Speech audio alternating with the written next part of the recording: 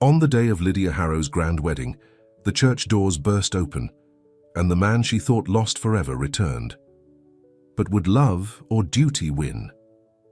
Before we get into the story, comment below where in the world you are watching from today. The church bells of Silver Hollow rang out across the dusty streets that Sunday morning. Inside St. Mary's Chapel, white ribbons hung from every pew and sunlight streamed through the stained glass windows. The whole town was there, dressed in their Sunday best, waiting for the wedding of the year. Lydia Harrow stood in the back room staring at herself in the cracked mirror. Her wedding dress was the finest money could buy, imported all the way from San Francisco. White silk with tiny pearls sewn into the bodice. Her mother had insisted on everything being perfect. "Stop fidgeting with that veil," said her mother, Margaret Harrow, adjusting the lace for the 10th time. "You look beautiful, dear. Edward is a lucky man." Lydia's hands wouldn't stop shaking. She pressed them against her stomach, trying to calm the churning feeling inside. Through the thin walls, she could hear the organ playing and people talking in hushed, excited voices. "I don't know if I can do this, Mama." Margaret's face went stern. "Nonsense. You're just nervous. Every bride gets nervous. Edward Whitmore is the finest young man in this town. His father is the mayor. You'll want for nothing." Lydia nodded, but her heart wasn't in it. She knew what her mother meant. Edward had money. Edward had position. Edward would take care of her. But Edward also had a temper that showed itself when no one was looking. 2 nights ago, when she'd hesitated about the final wedding preparations, his grip on her wrist had left marks she'd covered with powder. "It's time," said Clara, Lydia's younger sister, peeking her head through the door. At 17, Clara still had stars in her eyes about romance and love. "The church is packed. I've never seen so many people." Clara helped arrange Lydia's train. As they walked toward the chapel doors, "Are you happy, Lydia? Really happy?" Before Lydia could answer, the doors opened and she found herself walking down the aisle. Every face in Silver Hollow turned to look at her. There was Mrs. Peterson from the general store, the banker and his wife, the schoolteacher. Even old drunk Charlie from the saloon had cleaned himself up for the occasion. At the altar stood Edward Whitmore, 28 years old, tall and handsome in his black suit.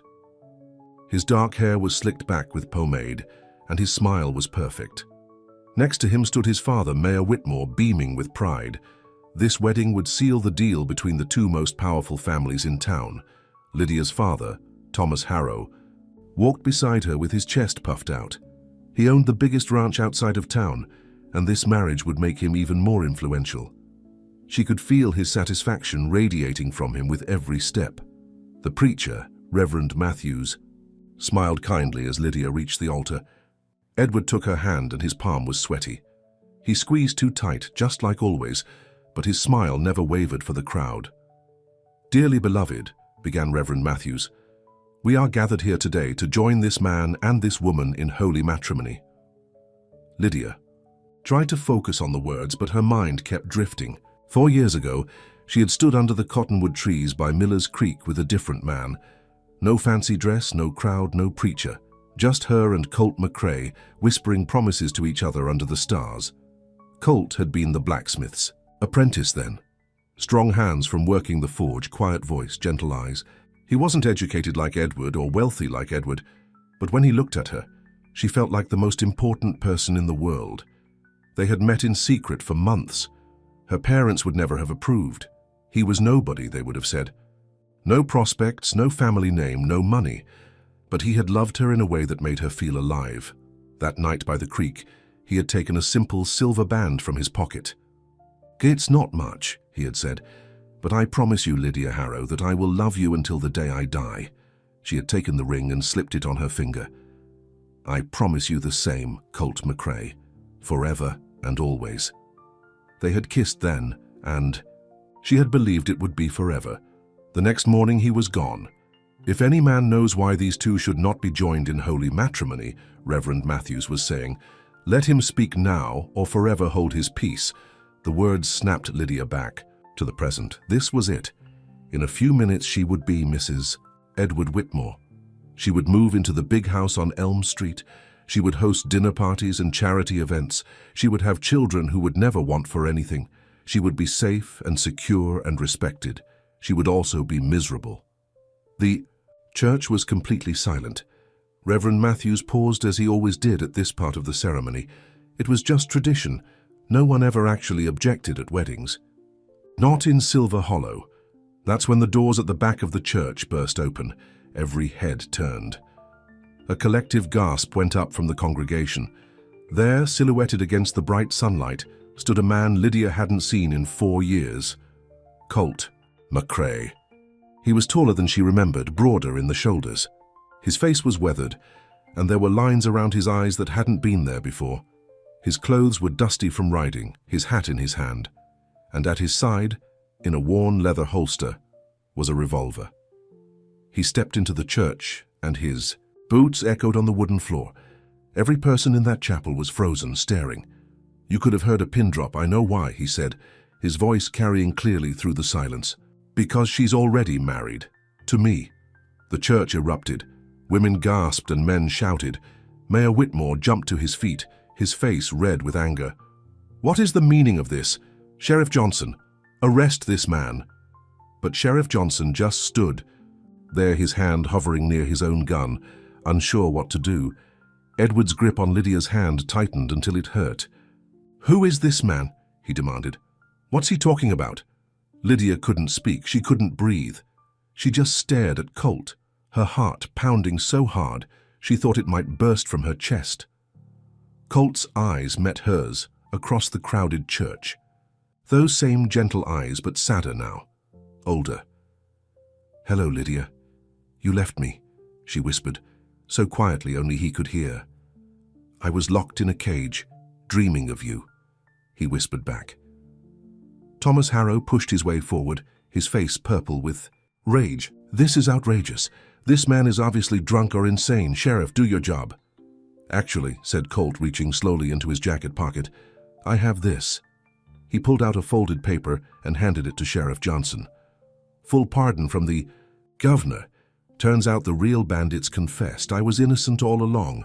Sheriff Johnson unfolded the paper and read it, his eyebrows rising.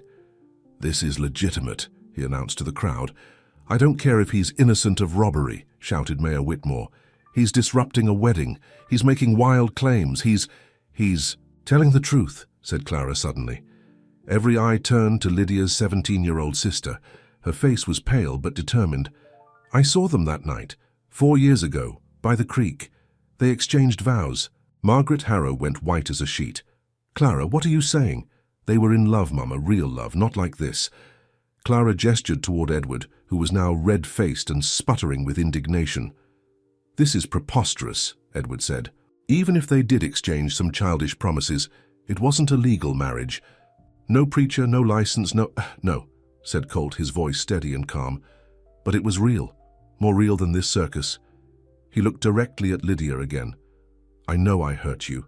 I know you waited and I never came back. I know you probably hate me. But I never stopped loving you, Lydia. Never."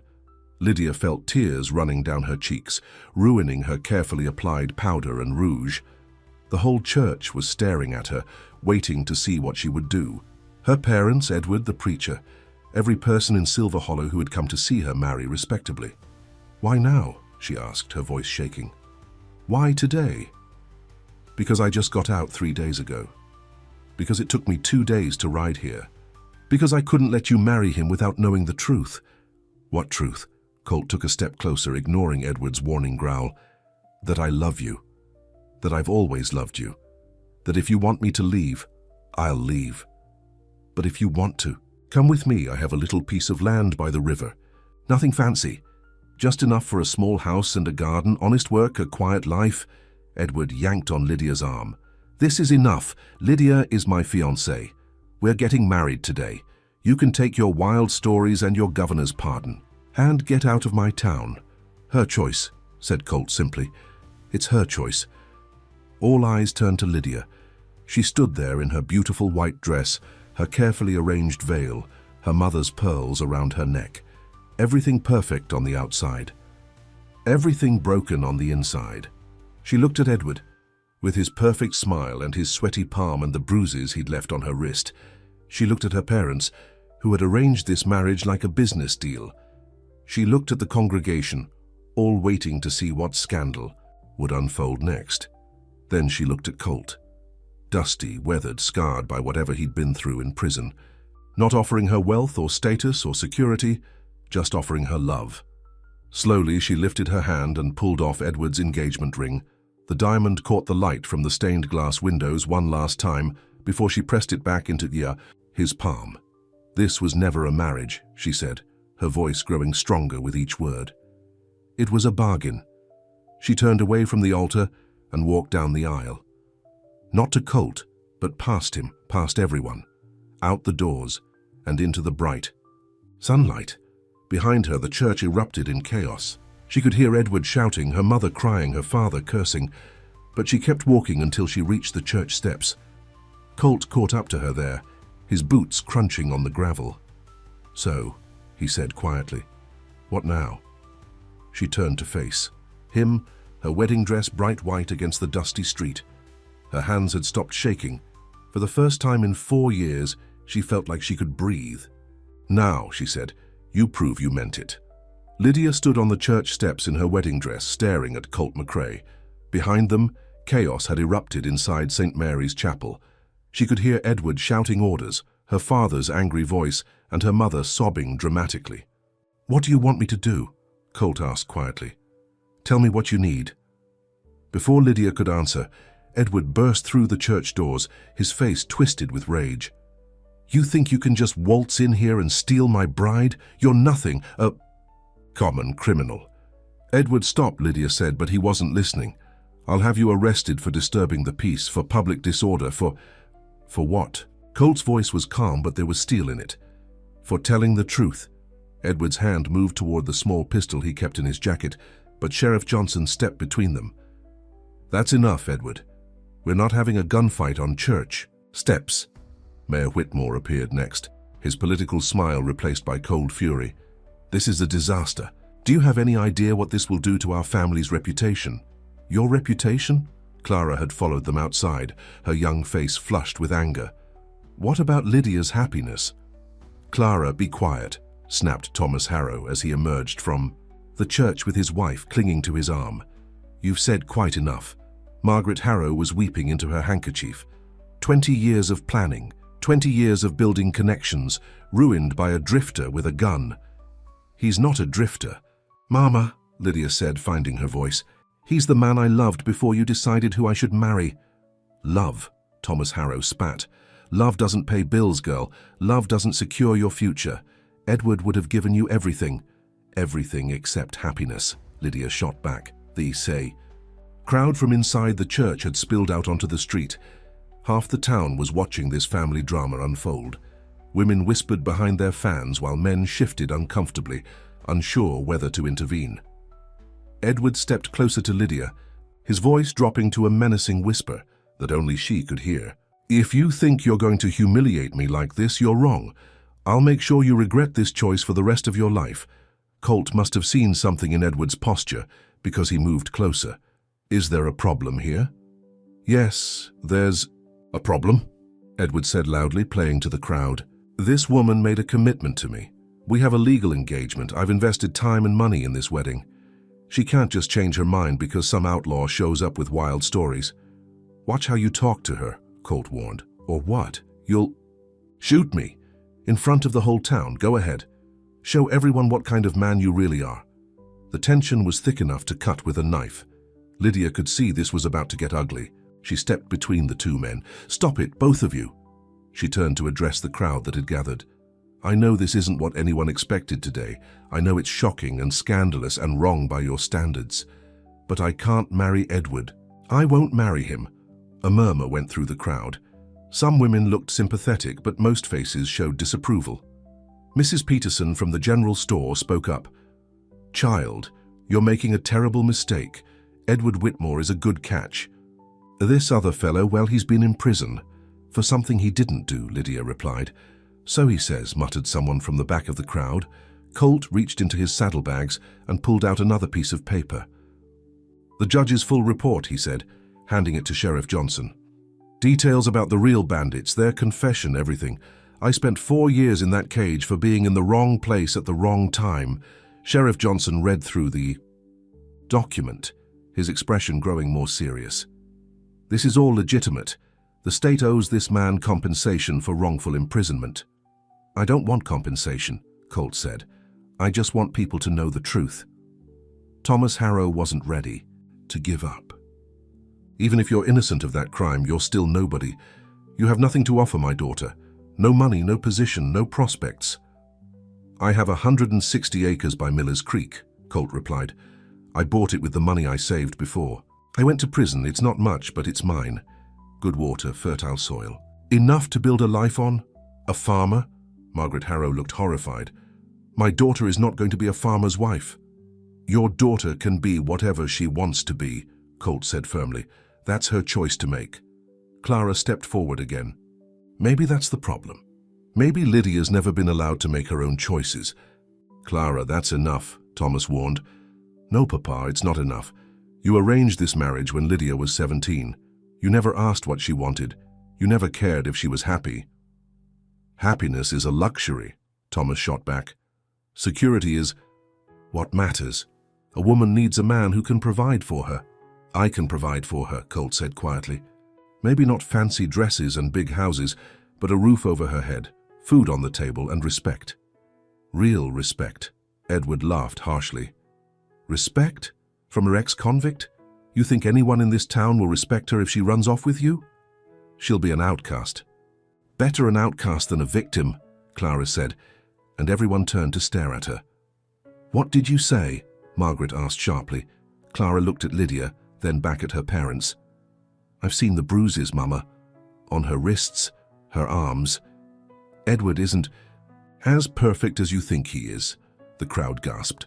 Edward's face went white, then red. That's a lie. I've never laid a hand on her. Then explain this, Lydia said, pushing up her sleeve to reveal the fading marks on her wrist. From 2 nights ago, when I asked if we could postpone the wedding, the murmur from the crowd grew louder. Several women looked shocked, and a few men started moving closer to Edward with unfriendly expressions. That was an accident, Edward stammered. We were discussing wedding details, and I didn't realize I was gripping so tight. And the bruise on my shoulder last month? Lydia continued, her voice growing stronger. When I suggested we might want to wait until next spring, was that an accident too? Mayor Whitmore grabbed his son's arm. Edward, we need to talk. Now. I don't have anything to be ashamed of, Edward insisted, but his father was already pulling him away from the crowd.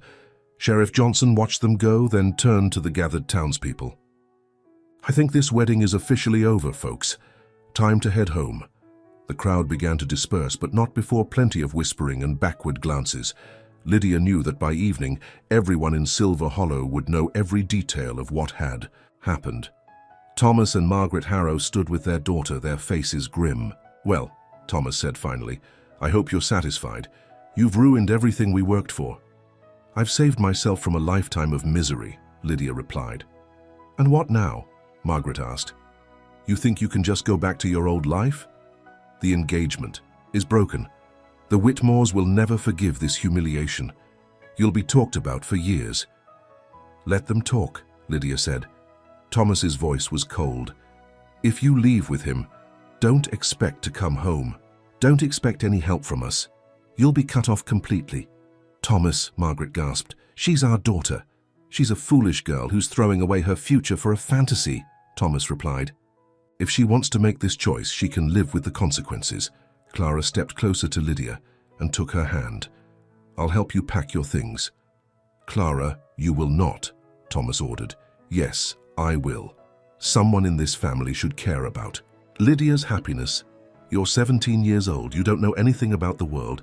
I know enough to recognize real love when I see it, Clara shot back. Colt had been standing quietly through this family argument, but now he spoke up. Mrs. Harrow, Mr. Harrow, I know this isn't what you planned for your daughter.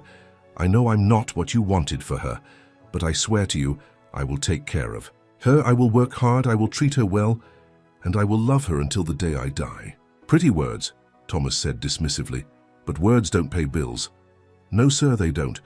But I've got 2 hands that work, and land that's paid for, and 4 years of thinking about how to make a good life. That's got to count for something. Margaret looked at her husband, then at Lydia. If you do this, if you leave with him, there's no coming back. Your father means what he says. Lydia looked at her parents, at Clara, at Colt. She thought about the big house on Elm Street that would have been hers, the servants, the social position, the security. She thought about Edward's hands on her, about years of walking on eggshells, about children who would learn that love was something you bought and sold. Then she thought about that night by Miller's Creek 4 years ago. The way Colt had looked at her like she was precious, the way he'd held her like she was fragile and strong at the same time, the promises they'd whispered under the stars. "I need to get out of this dress," she said finally. "Clara, will you help me?" "Of course." As the sisters walked toward the house, Thomas called after them. "You have 1 hour to pack. After that, the door is locked." Lydia turned back to look at him.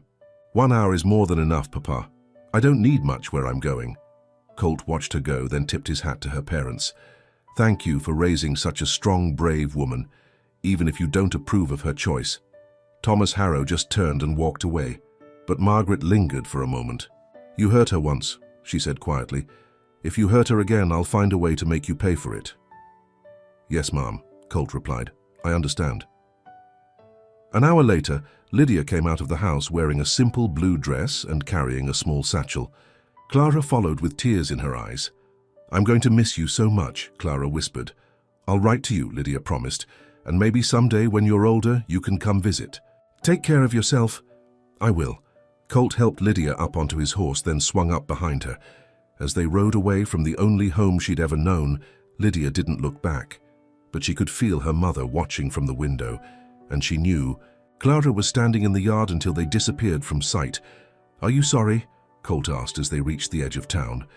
Lydia settled back against his chest, feeling safe for the first time in months. "Ask me again in a year. And if I do, I'll tell you the same thing I'm telling you now."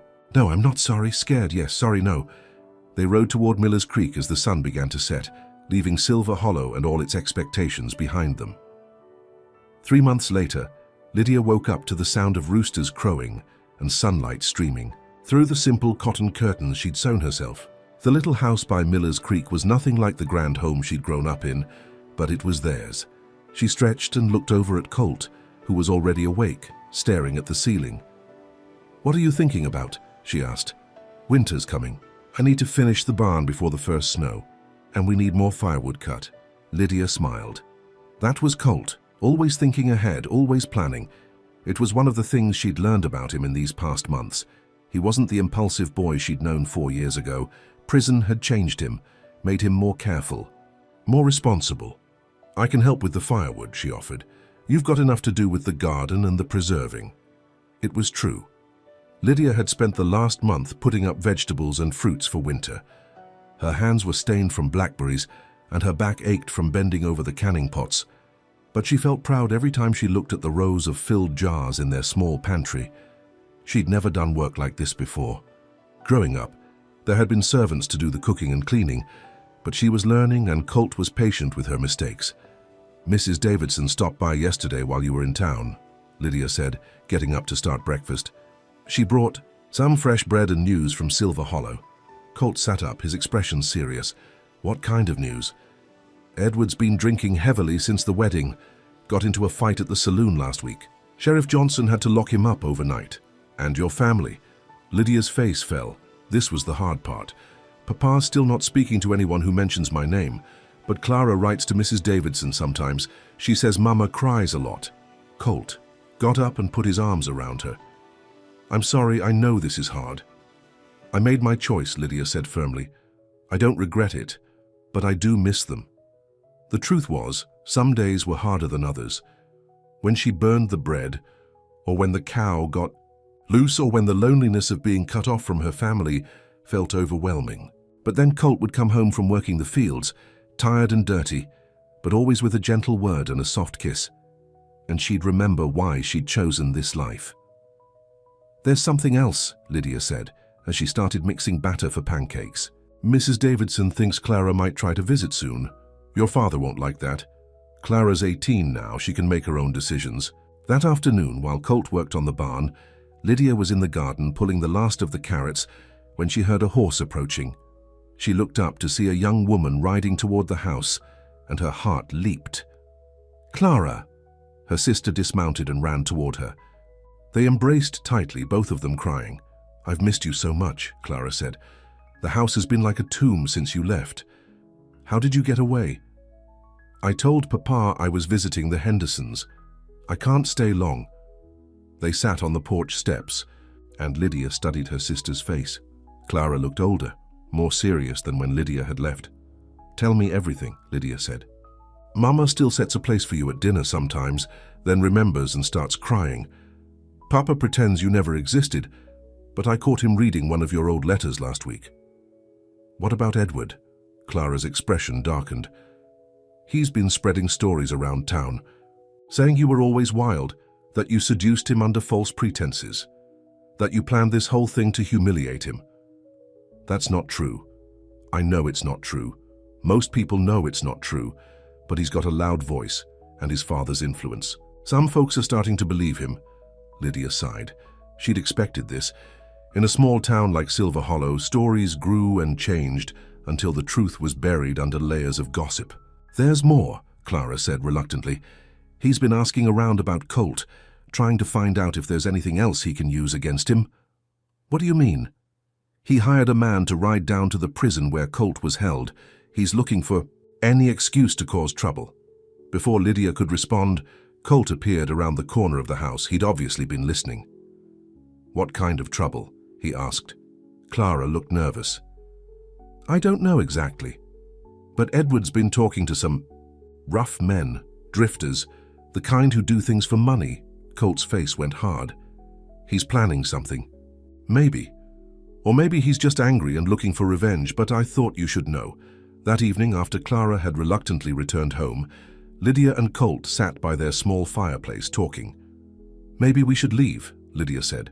"Go somewhere. Hell, start over. Running away won't solve anything. Besides, this is our home now. But if Edward's really planning something, then we'll deal with it when it happens. I'm not going to live in fear of that man." Lydia admired Colt's courage, but she was worried. She'd seen Edward's temper, his need to win at all costs. A man like that didn't just accept defeat. 2 weeks later, her fears proved justified. Colt had ridden into the nearest town to sell some of their surplus vegetables and buy supplies. Lydia was alone in the house when she heard horses approaching. Through the window, she saw 3 men she didn't recognize riding into their yard. Her heart started pounding. These weren't neighbors coming to visit. These men had hard faces and guns on their hips. She quickly locked the door and grabbed the rifle Colt had taught her to use.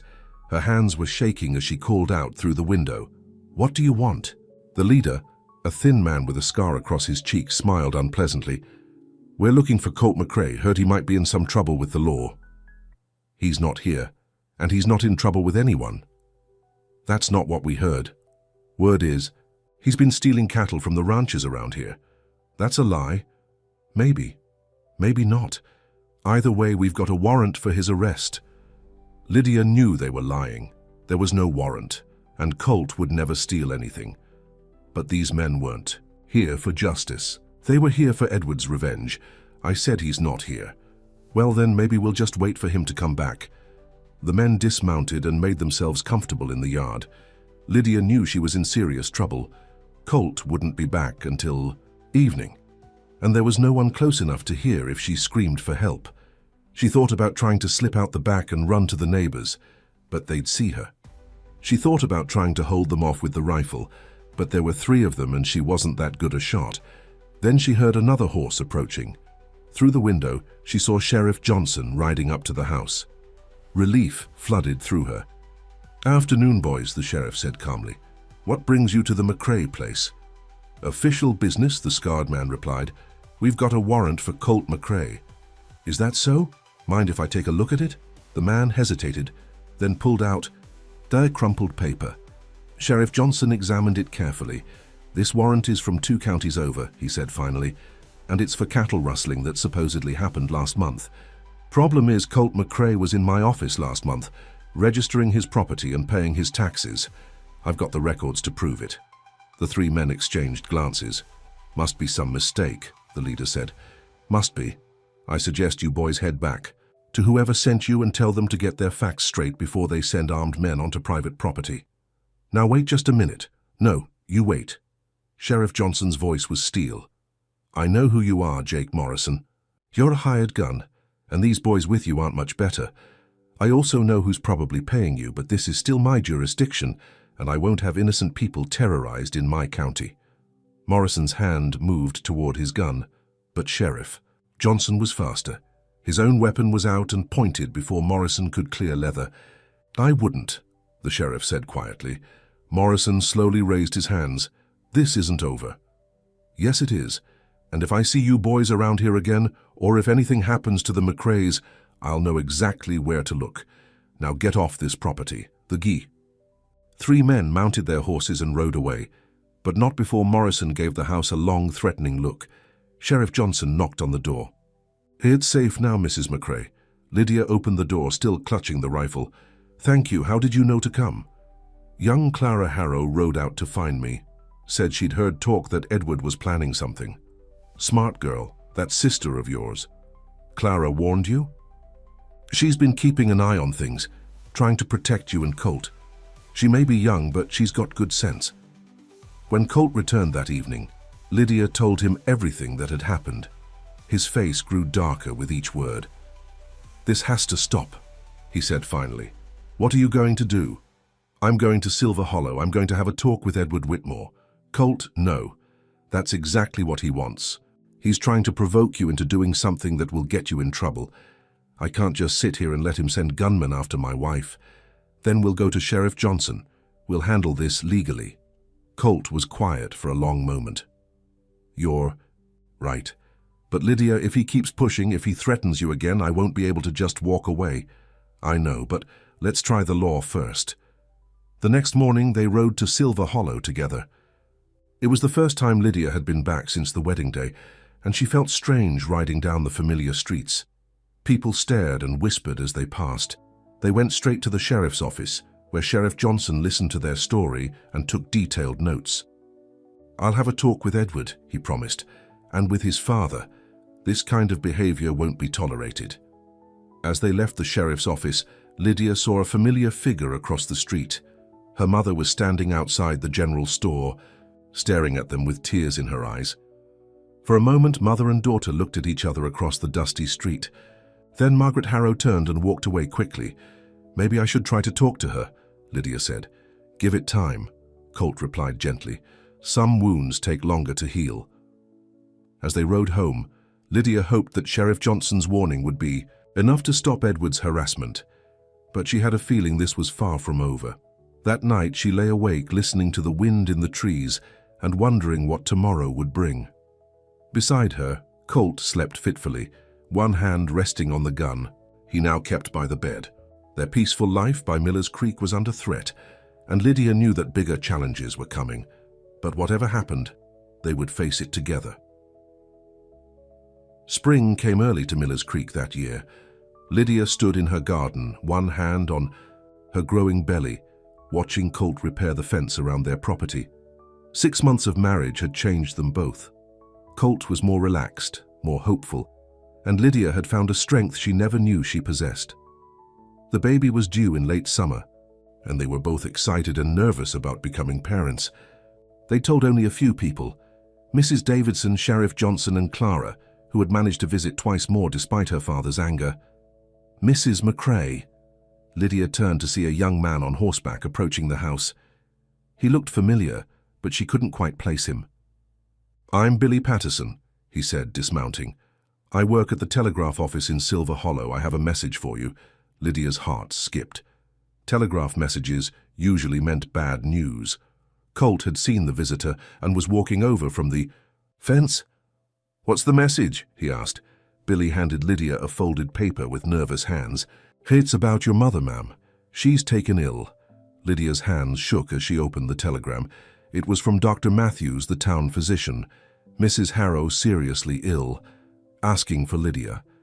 Please come immediately." "I have to go," Lydia said, looking up at Colt. Whatever happened between us, she's still my mother. Of course, I'll saddle the horses. No, Lydia said quickly. You should stay here. Someone needs to watch the property, and with Edward still making threats, I'm not letting you go alone, especially not in your condition. Colt's right, Billy said. And Mom, there's something else. Word around town is that your father wants to see you too. He's been asking about you since your mother got sick. An hour later, they were riding towards Silver Hollow. Lydia felt strange going back again, but this time fear for her mother overrode everything else. They went straight to her childhood home. The big white house looked exactly the same, but something felt different. Quieter, sadder. Clara met them at the door, her face pale with worry. She's been asking for you for 3 days, she whispered. The doctor says it's her heart. She just gave up, started getting sick right after Edward spread those new lies about you. What lies? He's been telling people you're living in sin, that your marriage to Colt isn't legal, that you're no better than a common woman of the evening.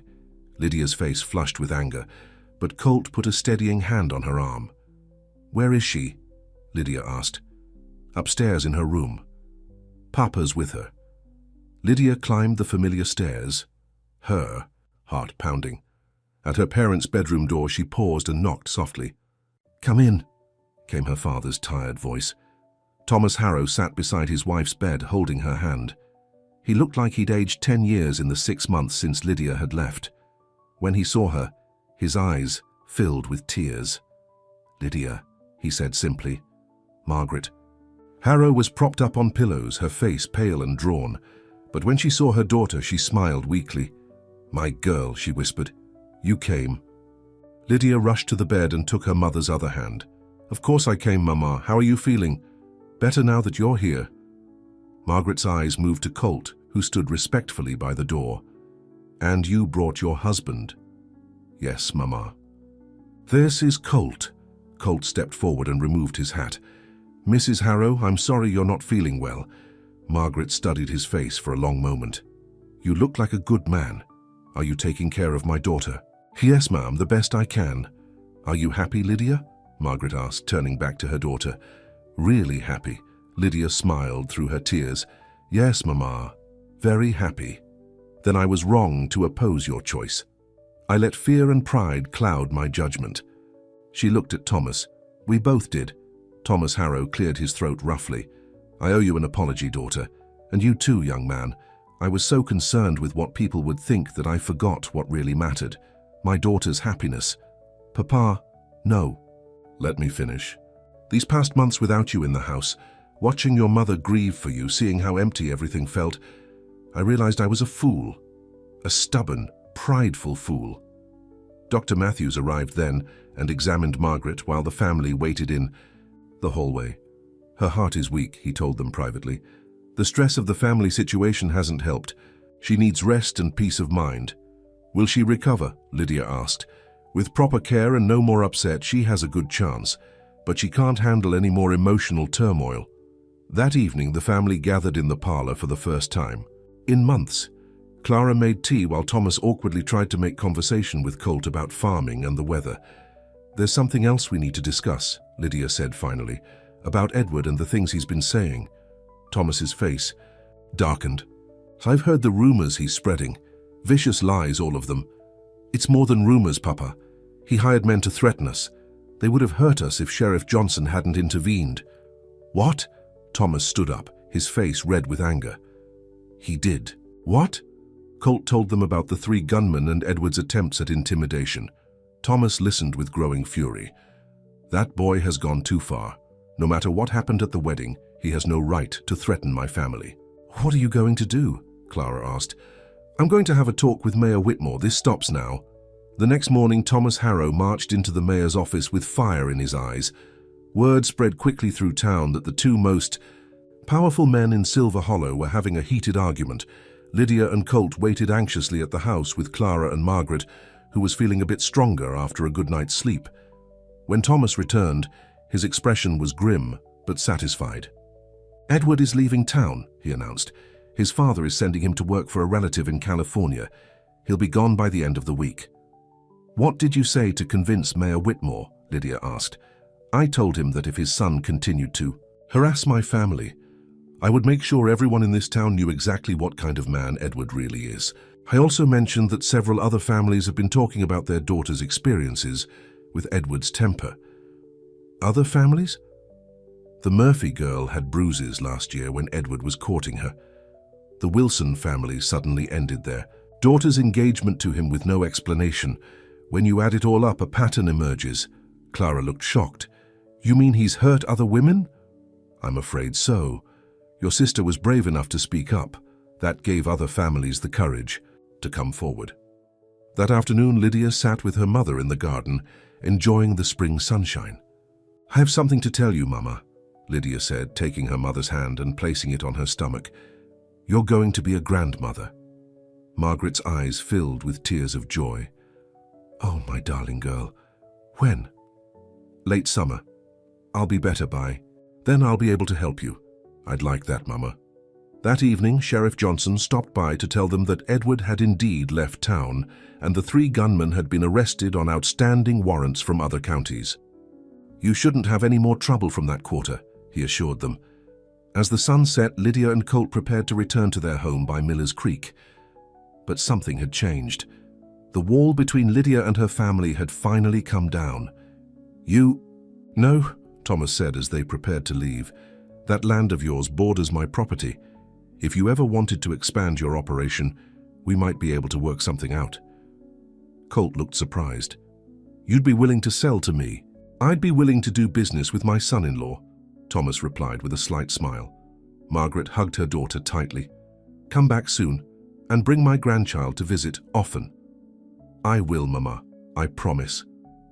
Clara walked them to their horses. "I'm so glad everything worked out.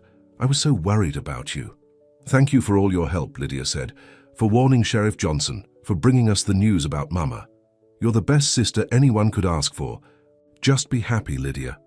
That's all I ever wanted for you." As they rode home through the evening light, Lydia felt a peace she hadn't known in months. Her family was reconciled. Edward was gone, and she and Colt could finally build their life together without looking over their shoulders. "Are you really happy?" Colt asked as they neared their little house. Lydia looked at their home with its simple rooms and handmade furniture, at the garden where she'd worked so hard, at the creek where they'd first pledged their love. She thought about the baby growing inside her and the future they would build together. "Remember that night 4 years ago when we made our promises to each other?" she said. "Every detail. I meant every word then, and I mean them even more now." "Yes, Colt." "McCrae, I'm really happy." As they reached their house, Colt helped her down from the horse and held her close. "I love you, Mrs. McCrae. I love you too, Mr. McCrae. Forever and always." The vow that had broken the silence had led them through darkness and danger to this moment of peace. And as they walked into their home together, Lydia knew that whatever challenges the future might bring, they would face them side by side, their love stronger than any storm. That night, as they lay in their simple bed listening to the sound of Miller's Creek flowing past their home, Lydia placed Colt's hand on her growing belly and smiled. Their child would grow up knowing real love, surrounded by family who cared more about happiness than reputation. The story that had begun with a dramatic interruption in a church was ending with something much quieter but infinitely more precious. A love that had been tested and proven true, and a family that had learned what really mattered. In Silver Hollow, people would talk about the wedding that never was for years to come.